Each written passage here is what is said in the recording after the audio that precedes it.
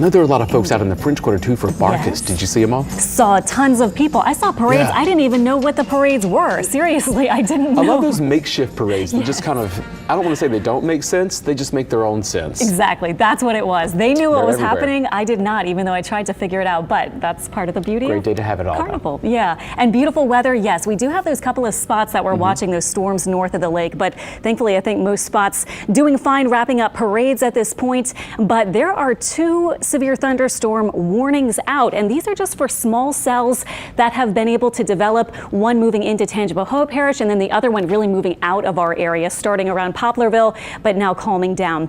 This one, by the way, is getting close to Hammond. I've tracked it and it is going to pass, it looks like, just on the north side there. I wanted to show you the hail because that is why these have been given severe thunderstorm warnings. The blues are corresponding to about pea to nickel size hail embedded in this storm. This does not mean it is all coming down in this particular spot. It just means radar is detecting it in the storm.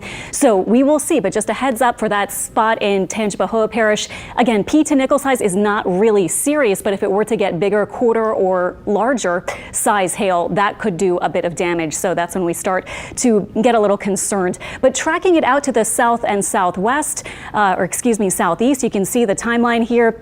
On toward Hammond by about 6:30 or so, might be a little earlier than that actually, and then on toward Covington, perhaps in the 7 o'clock hour, if it does hold together with that potential for hail, but starting to see a few lightning strikes with these couple of storms as well.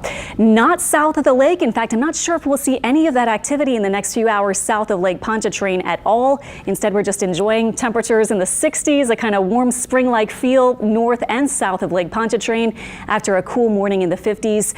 Our winds are mostly coming in from the west or north. They are not extremely strong, but Bogalusa, actually with that storm, I think, passing by, just registered about a 25, 26 mile per hour gust. And we're still not quite finished with this system from yesterday that brought up to 5+ inches of rain to parts of New Orleans and the North Shore. Now we're still seeing the surface low from yesterday off to the east. Another one, though, moving through tonight. And we do see in the water vapor imagery this kind of elongated low pressure system. So this is going to move off tomorrow and we'll be out of here, leaving us mostly with dry and pretty pleasant weather through this week. Next weekend, we may have a few more showers, which I'll show you in a second. But first, precision cast again, painting in a few showers. Obviously, the placement is not perfect, but you can see that would be the trend through about 8 p.m. This is overnight. Around that low, we may start to see a few showers moving in.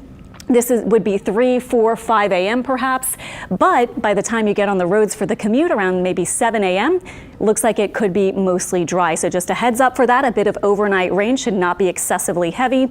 And then for tomorrow, a shower or two in the morning and some clouds, a windy day as well as those lows pull away from us, and we'll see gradually clearing skies later in the day.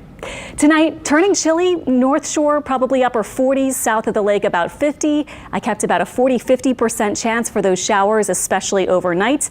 And then tomorrow, temperatures stay in the 50s. We'll have clouds at the beginning of the day, but turning a bit sunnier later in the day, I think, and only a slight chance for that rain early in the day. Here's your planner for tomorrow. Staying cool so you can bust out jackets or sweaters or coats that you may not have needed over the past day or so. Our upper pattern shows ridging at the middle of the week, so this would be a middle and late week warm up. And then here we have another dip that might bring in a front and sort of park it here for a couple of days this weekend. So that could bring us some Saturday showers and maybe Sunday too. So here it is, our big Mardi Gras countdown. We're 9 days away now, and this is the outlook for all the parade time. So clearly this week, Tuesday, Wednesday, Thursday, even Friday, looking good. Kind of cooler Tuesday and Wednesday, maybe a little breezy Thursday, not excessive, maybe up to about 15 mile per hour winds. I know you have your eye on Saturday. The models are not in sync yet. It does not look like a washout any of these days, including Sunday, but it does look like at least a chance for rain. And right now, it looks like that front might move through for Lundi Gras and Mardi Gras, maybe making it chilly and dry for those 2 huge days. So we will keep you updated. Of course, it's a ways out. Things could change a bit, especially farther out, but just wanted to show you what we see right now. Temperatures this week go up into the 70s at the end of the week and weekend. The Tulane men are celebrating tonight after snapping a lengthy losing streak, and so too are the